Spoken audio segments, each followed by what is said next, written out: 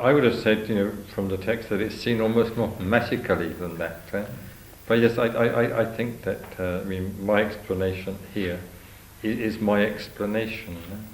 Trying to make sense of that particular teaching. I think it is the correct explanation. I don't think it can be understood. I don't think that particular, phenomenon can be understood either really mechanistically or magically. For instance, it arises, a similar question arises as a similar connection. For instance, why should it be worse to kill your mother or your father than anybody else? Leaving aside an Arahant or a Buddha. It's because the nature of the tie is such that it requires a much greater disruption for it to be possible for you to commit that particular act. Your tie with your mother or your father is particularly close, much closer than that with an ordinary person, other factors being equal. So that the fact that you are capable of disrupting even that tie means that you are capable of an even greater degree of unskillfulness.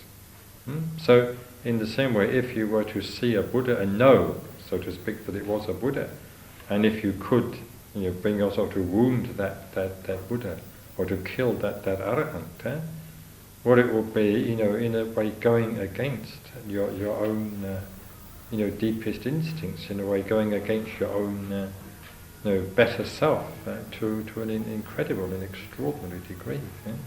So the karmic consequences would be correspondingly more serious. This is how I look at it. It's not explained in this way in tradition, but this is the only way in which I've been able to make sense of that particular teaching. Which it seems quite reasonable to look at it in that particular way. Supposing you had at birth been separated from your mother, and supposing you'd never known her, never known who she was. Maybe you'd met her, say 20, 30 years later, 40 years later, not knowing that she was your mother, had quarrelled with her, and had killed her.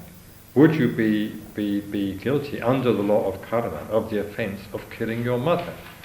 I would say, personally, that you would not be guilty because you had not known that it was your mother. But the tradition would take Oedipus to task. I don't know. I'm not sure. The tradition, to the best of my knowledge, has not discussed the matter from that point of view. Oedipus was not guilty of killing his father, nor was he guilty of sleeping with his mother. Not in terms of the ethics of intention, but under the old sort of semi-magical taboos. He was guilty, and perhaps he was guilty in his own mind because he accepted those taboos.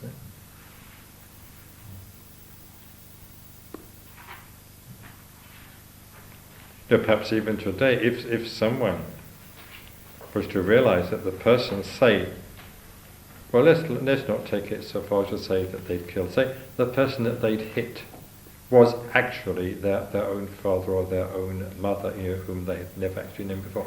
Perhaps in addition to feeling sorry that they had actually hit another human being, they would also feel sorry that other human being turned out to be their own mother or father. You probably couldn't escape, some such feeling. You'd feel, rationally or irrationally, that it was all your action of hitting that person was all the worse.